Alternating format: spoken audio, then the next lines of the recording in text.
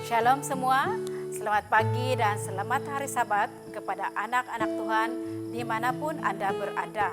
Saya merasa senang untuk mengalu-alukan kehadiran Anda semua bersama Seru Ministry pada pagi ini untuk kebaktian Sabat.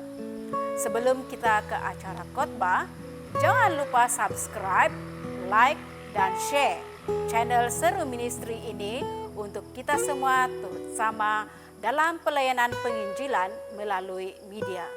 Pelayanan penginjilan melalui media pastinya akan menjangkau lebih jauh berbanding penginjilan bersemuka. Dan jangan lupa tekan butang lonceng untuk menerima notifikasi akan video-video terbaru daripada Seru Ministry. Pada pagi Sabat yang indah ini, kita akan dilayani oleh Elder Samuel Madaun bagi segmen doa pembuka. Selepas itu kita akan menikmati hidangan lagu istimewa yang akan dibawakan oleh Belia Mangkupa dan Elder Julan Rumuzal, Elder Utama Gereja Kampar yang juga merupakan setiausaha Majelis Gereja-Gereja Daerah Sumbilingon akan melayani kita semua dengan santapan rohani. Mari kita semua menyediakan hati dan pikiran kita untuk menerima firman Tuhan melalui doa oleh Elder Samuel. Mari kita berdoa. Maha besar Tuhan yang bertakhta dalam kerajaan surga. Kami panjatkan syukur, terima kasih dan pujian kepada-Mu ya Tuhan. Karena kami yakin dan percaya Engkau sudah bersama-sama dengan kami sehingga pada saat ini. Sebentar nanti kami akan mendengar firman-Mu ya Tuhan. Mohon kuasa dan Roh Kudus yang Engkau berikan kepada kami semua, terutama sekali kepada hamba-Mu yang akan menyampaikan firman. Kiranya Tuhan akan memberi kebijaksanaan kepada dia, agar apa yang dia akan sampaikan, semuanya itu akan memberi kekuatan rohani dan jasmani kepada setiap kami, dan juga kepada hamba-hamba Tuhan, baik di mana saja mereka berada yang mendengar ini, kiranya diberkati. Terima kasih ya Tuhan, Engkau sudah mendengar doa ini dan menjawab sesuai dengan kehendak Tuhan. Kami sudah berdoa di dalam nama Tuhan Yesus. Amin.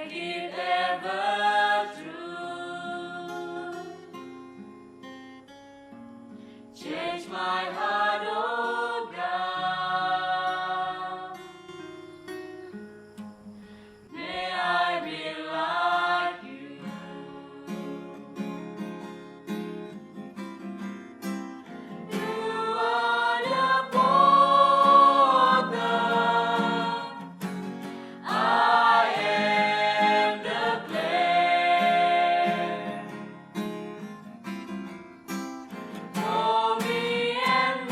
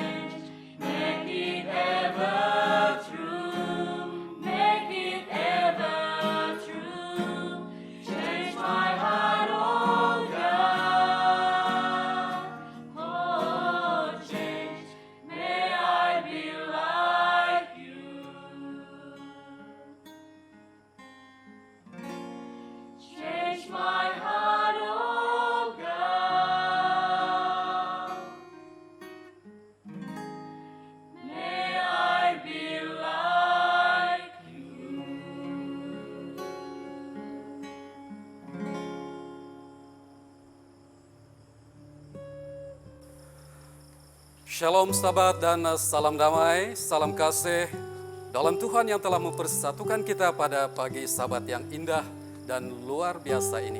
Saya sangat senang bersama dengan saudara dan saudari yang dikasihi di dalam Tuhan, sama ada yang sedang menonton video ini maupun yang berada di mana sahaja.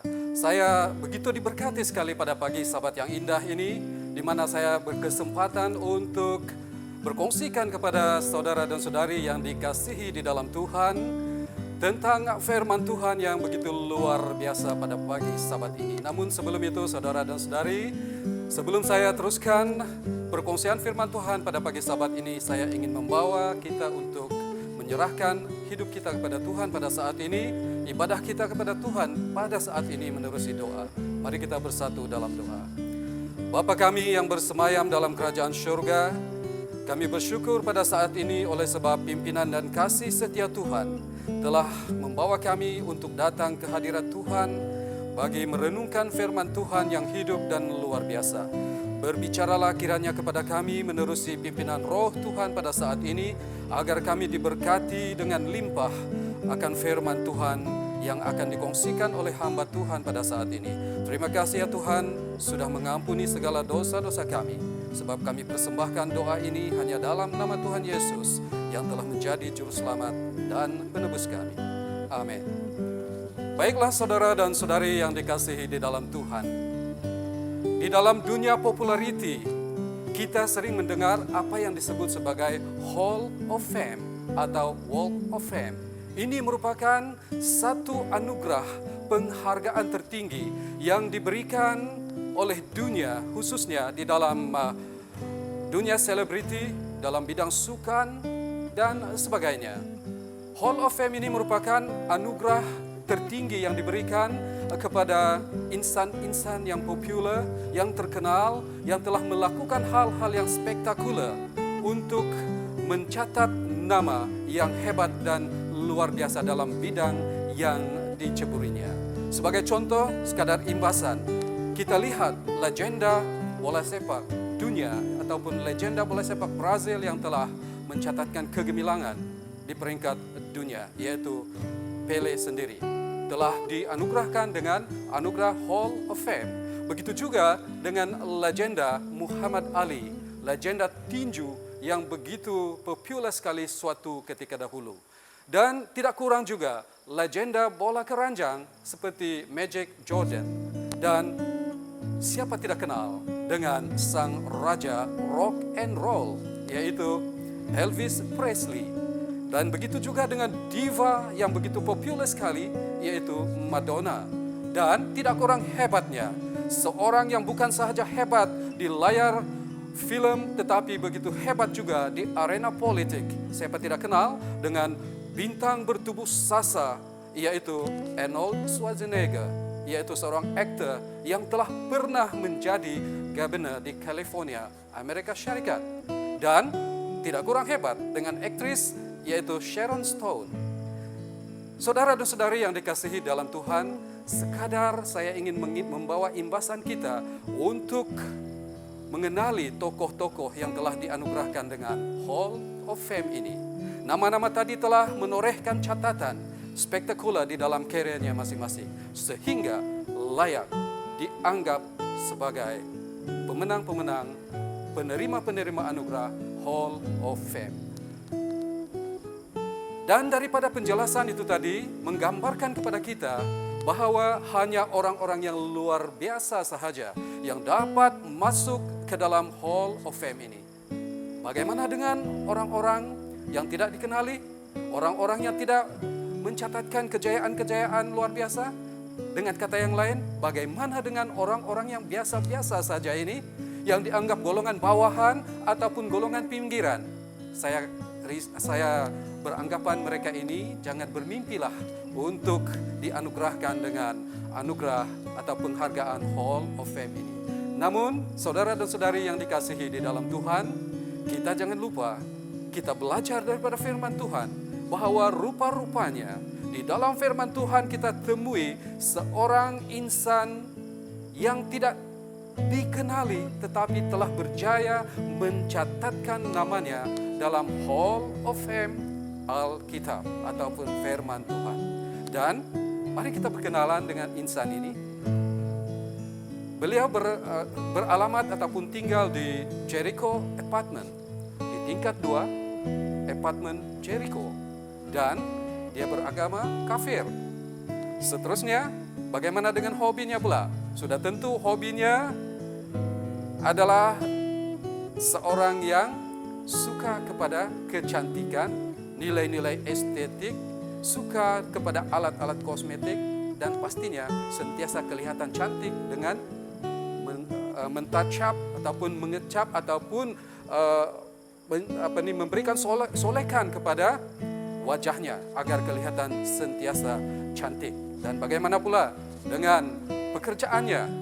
Sudah tentu mungkin kita akan kaget ataupun terkejut apabila mengetahui pekerjaan orang yang telah dianugerahkan dengan Hall of Fame ini rupa-rupanya apa yang disebut dalam simpulan bahasa kupu-kupu malam. Saudara dan saudari yang dikasihi di dalam Tuhan, mungkin kita sudah mampu untuk meneka siapakah insan yang dimaksudkan dengan orang yang digelar ataupun memiliki pekerjaan sebagai kupu-kupu malam dengan hobinya bermakeup, agamanya kafir, dan tinggal di tingkat 2 Apartment Jericho. Sudah pastinya orang itu atau insan itu adalah Rahab. Baiklah saudara dan saudari, mari kita berkenalan dengan Rahab. Seperti yang terdapat dalam Yosua pasal 2 ayat 1. Maka pergilah mereka dan sampailah mereka ke rumah seorang perempuan sundal yang bernama Rahab, lalu tidur di situ. Rahab berprofesi ataupun bekerja sebagai pelacur. Dikatakan dalam Yosua sebentar tadi, Rahab digelar sebagai perempuan sundal. Dan sudah tentu pekerjaannya adalah sebagai pelacur. Atau sering disebut sebagai sampah masyarakat. Tidak berharga, dikeji dan dijauhi. Namun, yang luar biasanya, dia telah masuk dalam senarai penerima anugerah Hall of Fame yang terdapat di dalam kitab Ibrani pasal 11. Apakah yang terdapat dalam Ibrani pasal 11 ini? Rupa-rupanya dalam Ibrani pasal 11 berisi senarai nama-nama pahlawan iman. Dan wanita si kupu-kupu malam ini pula terdapat di dalam Ibrani 11 ayat 31. Kerana iman, maka Rahab, perempuan sundal itu tidak turut binasa bersama-sama dengan orang-orang durhaka. Sekadar imbasan dan juga untuk pengetahuan kita bersama. Beberapa nama besar yang masuk dalam Hall of Fame dalam kitab Ibrani pasal 11 ini adalah sudah tentunya kita kenal siapa itu Henokh. Seperti yang terdapat dalam Kejadian pasal 5 ayat 24, Henokh telah hidup bergaul dengan Allah selama 360 tahun dan akhirnya Henokh diangkat hidup-hidup ke surga. Itulah pahlawan iman yang telah dianugerahkan dengan Hall of Fame dalam Ibrani 11, yaitu Henokh. Tidak cukup dengan itu, bagaimana pula dengan Nabi Nuh? Dalam Kejadian 6 ayat 9, Nabi Nuh dikatakan seorang yang tidak bercela di antara orang-orang sezamannya dan hidup bergaul dengan Allah. Inilah dia kepribadian Nabi Nuh. Seterusnya, kita tidak sabar-sabar untuk berkenalan dengan tokoh atau pahlawan iman seterusnya. Siapa? Lagi kalau bukan Abraham. Abraham dalam Roma 4 ayat 11 dikatakan sebagai bapa semua orang percaya. Dan bagaimana pula dengan Nabi Musa? Dalam Ulangan 34 ayat 10 mengatakan, Musa pemimpin besar bangsa Israel, sahabat karib Allah, yang berbicara berhadapan muka dengan muka bersama dengan Allah. Saudara dan saudari yang dikasihi di dalam Kristus, sekadar menyenaraikan 4 pahlawan iman yang telah pun disenaraikan dalam Hall of Fame dalam Ibrani pasal 11 ini. Dan ditambah dengan wanita yang bernama Rahab. Persoalannya, mengapa wanita yang hidupnya tidak terhormat ini boleh masuk dan didaftarkan dalam tokoh-tokoh terkemuka dalam iman seperti mana yang dicatatkan dalam Ibrani pasal 11 ini? Perbuatan spektakuler atau luar biasa apa yang telah dilakukan oleh Rahab sehingga dia disejajarkan dengan mereka ini, tokoh-tokoh iman itu tadi. Ayo kita terus belajar. Dalam konteks kita belajar dan kita mengetahui apa sebenarnya sumbangan spektakuler, sumbangan hebat dan luar biasa yang telah dilakukan oleh Rahab ini, ada 3 perkara yang perlu kita pelajari di sini. Yang pertama, dalam Yosua 2 ayat 11 menyatakan di sini, ketika kami mendengar itu, tawarlah hati kami dan jatuhlah semangat setiap orang menghadapi kamu. Sebab Tuhan Allahmu ialah Allah di langit, di atas, dan di bumi di bawah. Saudara dan saudari yang dikasihi dalam Tuhan, apakah tindakan Rahab dalam Yosua pasal 2 ayat 11 ini tidak lain dan tidak bukan? Rahab menjadi percaya kepada Tuhan Allah yang disembah oleh 2 orang utusan yang dihantar oleh Yosua. Dan kata kuncinya di sana adalah percaya. Rahab telah percaya. Sedangkan latar belakangnya ini, Rahab adalah seorang kafir. Setelah dia menerima 2 orang utusan yang telah dihantar oleh Yosua tinggal ke dalam rumahnya, iman dan percayanya mulai timbul. Dan inilah langkah pertama yang dilakukan oleh Rahab. Seterusnya, kita lihat dalam Yosua 2 ayat 18. Menyatakan, sesungguhnya apabila kami memasuki negeri ini, haruslah tali dari benang kirmizi kau ikatkan pada jendela tempat engkau menurunkan kami. Dan ayahmu serta ibumu, saudara-saudaramu, serta seluruh kaum keluargamu kau kumpulkan di rumahmu. Ini adalah kata-kata 2 orang utusan yang telah disembunyikan oleh Rahab dan mereka keluar menerusi jendela. Apa yang dikatakan oleh kedua-dua utusan ini telah didengar dan bukan hanya sekadar didengar, tetapi telah dituruti oleh Rahab dan dia lakukan seperti yang telah diperintahkan oleh 2 utusan itu tadi. Ini bermakna perkara kedua yang dilakukan oleh Rahab setelah dia percaya akan Tuhan Allah yang disembah oleh Yosua dan utusannya adalah menurut. Dalam konteks ini, Rahab telah menurut apa yang telah diperkatakan atau diperintahkan oleh 2 orang utusan itu tadi. Baik, dan hasil penurutannya pula saudara dan saudari, dalam Yosua 6 ayat 20 kita dapat perhatikan hasil penurutannya di sini. Lalu bersoraklah bangsa itu sedang sangkakala ditiup. Segera sesudah bangsa itu mendengar bunyi sangkakala, bersoraklah mereka dengan suara yang nyaring, dengan suara yang nyaring, maka runtuhlah tembok itu. Lalu mereka memanjat ke dalam kota, masing-masing langsung ke depan dan merebut kota itu. Dalam ayat 21, mereka menumpas dengan mata pedang segala sesuatu yang di dalam kota itu, baik laki-laki maupun perempuan, baik tua maupun muda, sampai kepada lembu, domba, dan keledai sekali. Inilah hasil penurutan Rahab sebelum ini.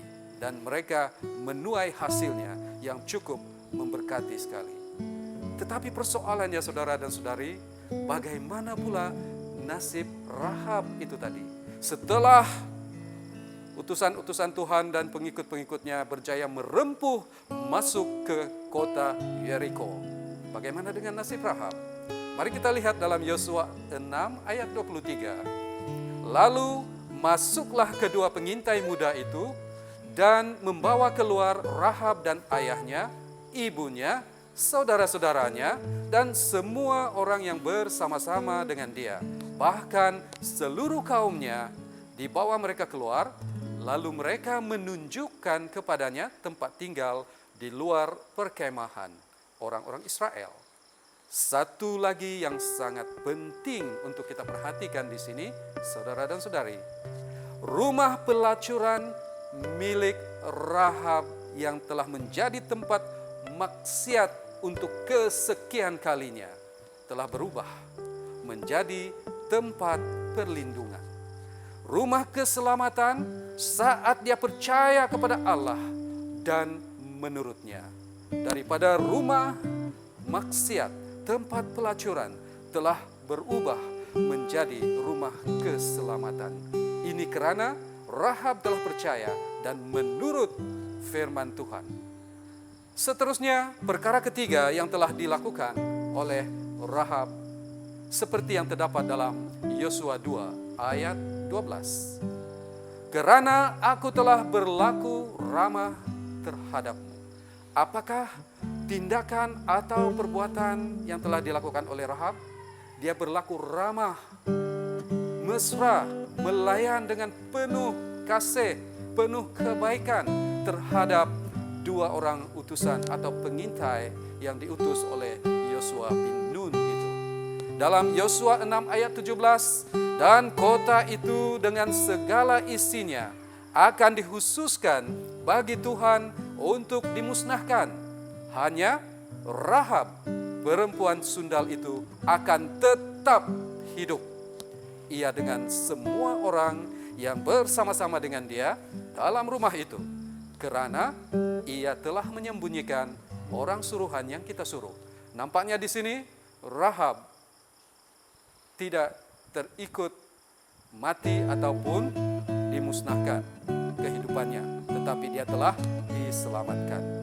Saudara dan saudari yang dikasihi di dalam Tuhan, saya teringat satu pepatah atau kata-kata pujangga yang begitu indah sekali, madah dan maknanya. Kebaikan adalah bahasa yang dapat didengar oleh orang peka dan dapat dilihat oleh orang buta. Perbuatan baik yang sekecil apapun, apabila dilakukan dengan cara yang benar, dapat mendatangkan dampak atau kesan yang sangat besar dan luar biasa. Rahab si pelacur berangkat bermula dari titik kosong, atau dengan kata yang lain, zero. Kemudian dia mula percaya kepada Allah yang hidup, lantas menurut segala perintahnya dan melakukan kebaikan dengan cara yang benar. Kini Rahab menjadi hero. Rahab from zero to hero. Bahkan Rahab telah menjadi nenek moyang Yesus. Benarkah demikian? Mari kita lihat dalam Matius 1. Dalam ayat 5 dikatakan, silsilah Yesus Kristus ada nama Rahab sebagai nenek moyangnya di sana. Rahab sekali lagi from zero to hero. Baiklah, kita semua, mari kita koreksi diri kita masing-masing. Kita semua tidak lebih baik dibandingkan dengan Rahab saat dia masih berada pada titik nol ataupun titik kosong. Demikian juga dengan kita. Kita tidak lebih baik daripada Rahab itu sendiri. Dalam Roma 3 ayat 10 dan ayat 12. Tidak ada yang benar, seorang pun tidak. Semua orang telah menyeleweng. Mereka semua tidak berguna. Tidak ada yang berbuat baik, seorang pun tidak. Ini adalah penegasan firman Tuhan tentang kehidupan kita sebenarnya. Penegasan firman Tuhan tentang kehidupan kita bahwa tidak ada satupun di antara kita ini yang benar. Seperti juga dengan Rahab. Tetapi pelajaran firman Tuhan pada kali ini, khususnya personality, kepribadian Rahab itu sendiri, kita boleh ambil iktibarnya. Sekurang-kurangnya kita kena mula semula mengulang kaji dan juga bersekolah dengan pendidikan yang telah dialami atau diperoleh oleh Rahab. Sebanyak 3 modul yang perlu kita habiskan. Dan setiap modul itu kita kena peruntukan 7 mata kuliah. Kalau Anda setuju dengan saya. Yang pertama, kita harus modulnya adalah percaya kepada Tuhan. 7 mata kuliah. Yang kedua, menurut segala firman-Nya, 7 mata kuliah. Dan yang ketiga adalah melakukan perbuatan-perbuatan yang baik atau yang benar sebanyak 7 kuliah. Ini bermakna kita kena habiskan modul 777. Saudara dan saudari yang dikasihi dalam Tuhan, kita boleh seperti Rahab, from zero to hero. Pada suatu hari, seorang bernama Bob, dia berjalan pulang ke rumahnya setelah dia puas untuk melawat ke sebuah pusat jualan barangan-barangan murah dan terpakai. Setelah dia puas, dia tidak pun dapat memiliki apa-apa yang mampu dibelinya, walaupun barangan-barangan terpakai itu dengan harga yang murah. Namun, saat dia melangkahkan kaki keluar dari gedung pusat jualan murah itu, tiba-tiba anak matanya ternampak ataupun melihat di sudut ruang itu ditutupi dengan kain. Hanya sebahagian sahaja yang kelihatan, ada satu objek yang benar-benar menarik perhatian Bob. Dan Bob lantas mendekati objek itu dan didapatinya, setelah diamatinya, objek itu adalah motosikal buruk jenama Harley Davidson. Dan Bob sangat tertarik dengan motosikal ini. Jelas sekali, motosikal itu tidak tersenarai untuk dijadikan sebagai barangan jualan murah. Ini karena kelihatannya physical motosikal itu begitu sangat sudah rosak, sudah berkarat dan langsung tidak ada nilai kelihatan. Tetapi secara spontan Bob bertanya kepada penjual yang masih berada di ruang gedung itu, sama ada motosikal buruk Harley Davidson itu dijual ataupun tidak. Dan penjual itu mengatakan, ya, mengapa tidak, saya tentu menjualnya. Sebab istri saya yang menyuruh saya untuk menjualkan motosikal buruk ini. Namun terus terang saya katakan, kata penjual itu, benda ini sebenarnya sejak saya beli, katanya, saya tidak pernah memakai ataupun menunggangnya. Saya hanya meletakkan sahaja karena tidak ada gunanya saya untuk menunggangnya sebab injinnya sudah rosak. Seringkali mogok, katanya. Dan pastinya tidak boleh hidup. Saya memikirkan untuk membaikinya, tetapi bila melihat kos untuk pembaikannya hampir sama harga dengan saya membeli yang baru. Jadi penjual itu mengambil keputusan untuk meletakkan motosikal Harley Davidson itu di satu sudut yang sepatutnya sudah tidak ada nilai. Tetapi Bob rasa sangat tertarik dengan motosikal ini. Lantas dia bertanya, berapakah harga motosikal ini? Mungkin kita terkejut dengan harga motosikal jenama Harley Davidson ini, harganya cuma $35. Begitu murah sekali. Dan Bob memandang motosikal yang buruk itu, harganya $35. Bob berpikir, oke lah, saya belilah. Walaupun mungkin istri saya akan mengomel, mungkin akan bising, buat apa bawa benda buruk ini atau besi buruk ini. Namun Bob terus mengambil keputusan untuk membelinya. Dan dengan harga $35 sahaja. Setelah Bob membayar motosikal itu dengan harga $35, Bob membawa pulang motosikal itu dengan menaikkan di dalam keretanya ataupun di truk keretanya. Dan sesampai sahaja di rumah, Harley Davidson buruk itu ditempatkan Bob di satu store. Dia masih merancang apa yang akan dia lakukan untuk besi buruk ini. Lantas dia menelepon kembali juru jual atau dealer motosikal tersebut, khususnya pemilik motosikal itu. Mungkin ada sesuatu yang pemilik motosikal itu boleh jelaskan lagi atau cadangan-cadangannya untuk penambahbaikan motosikal buruk itu. Lantas penjual atau pemilik asal motosikal itu memberitahu Bob supaya membuka di bahagian tempat duduk motosikal itu dan lihat sesuatu di bawah tempat duduk motosikal. Apabila Bob membukanya, didapati ada siri nomor di dalam motosikal itu atau khususnya di bawah tempat duduk motosikal itu, dan siri nomor pendaftaran motosikal itulah yang dikirimkan sebab diminta oleh penjual asal itu atau pemilik asal, dikirimkan oleh Bob kepada pemilik asalnya. Dan pemilik asal itu mengatakan, "Oke, terima kasih. Nanti Bob akan dihubungi untuk beberapa ketika." Bob menunggu dengan penuh debaran apa yang akan berlaku seterusnya. Bob menunggu dan terus menunggu sambil mendengar stesen radio yang mengumandangkan irama rock 60-an pada waktu itu. Sehingga kan lagu-lagu rock selesai, tetapi masih lagi gagang telepon itu belum berbunyi. Dan seolah-olah tidak ada apa-apa suara yang akan bakal didengar oleh Bob. Kemudian tiba-tiba telepon berdering.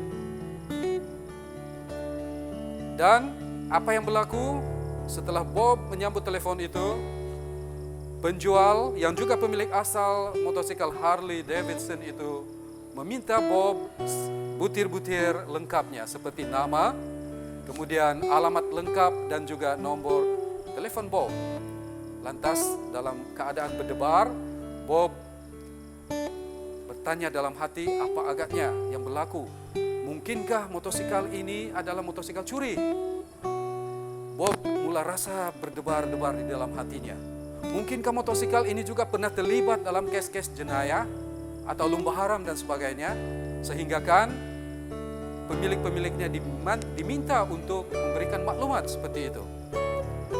Dalam pelbagai telahan, pelbagai fikiran yang berkecamuk yang muncul dalam kotak fikir Bob, dia merasa gelisah.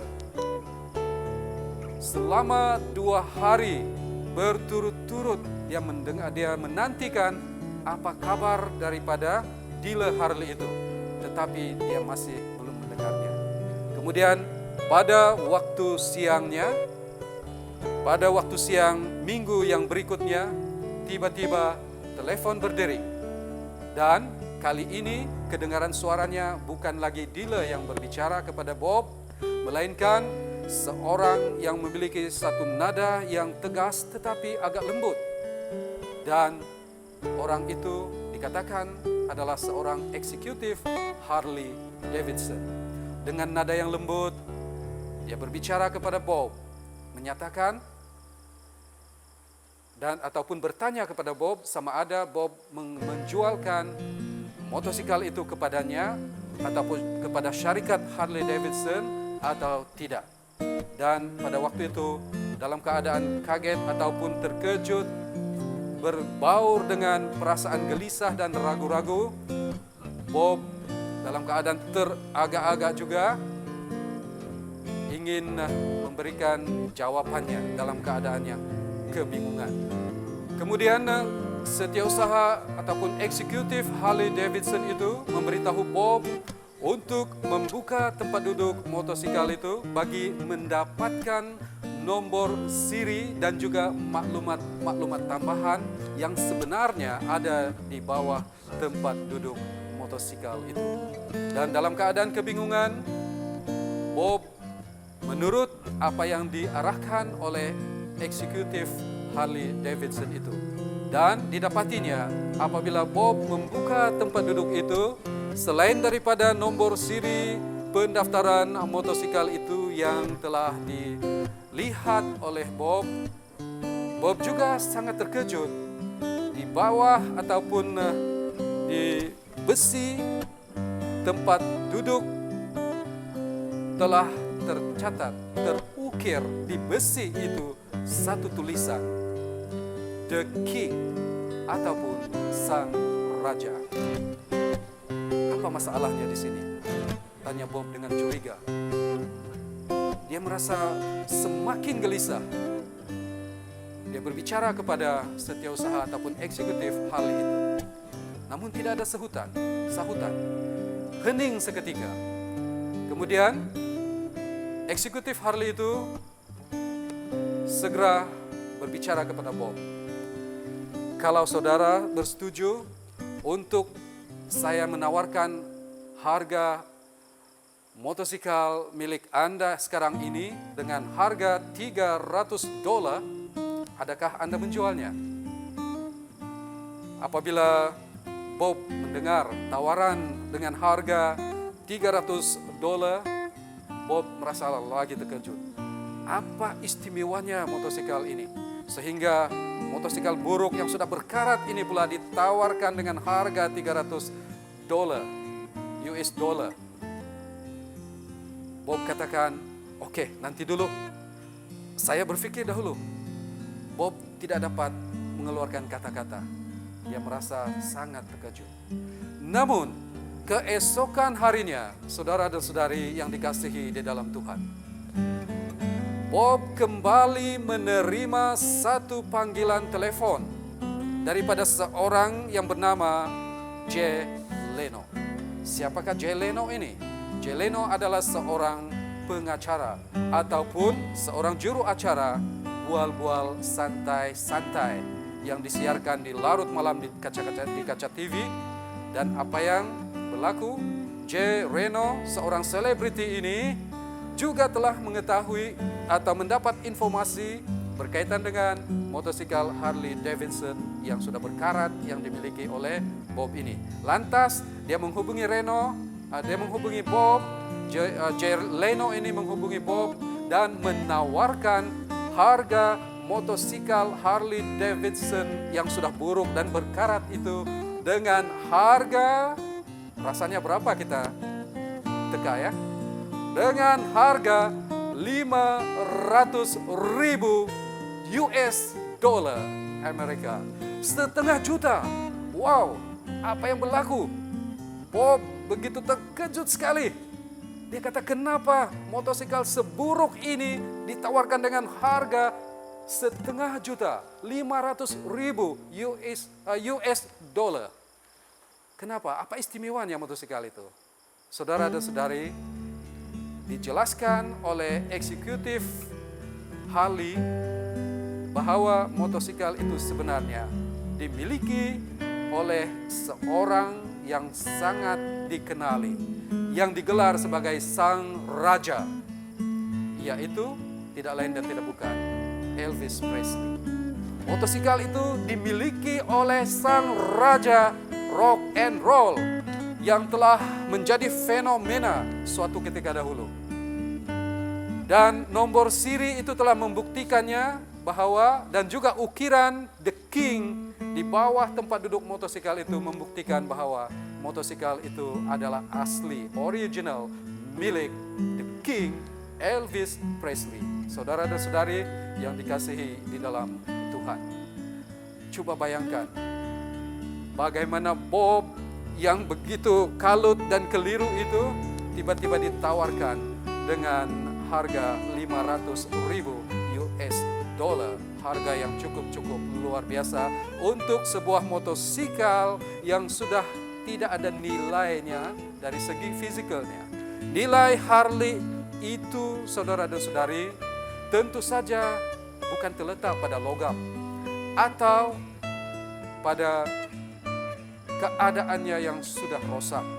Nilainya tidak terletak pada keindahannya, tetapi dari apa yang telah dibuat, ataupun nilai Harley itu juga bukan terletak kepada penampilannya, tetapi nilainya bersumber daripada fakta bahwa ia pernah dimiliki oleh sang raja.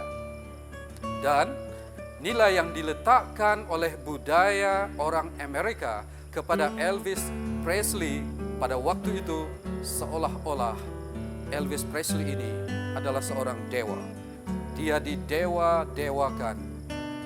Sehingga kan motosikal milik Elvis Presley pun diletakkan dengan nilai yang sangat tinggi. Apa sahaja peralatan yang digunakan oleh Elvis Presley diletakkan dengan nilai yang tinggi. Jadi saudara dan saudari yang dikasihi dalam Tuhan, hal ini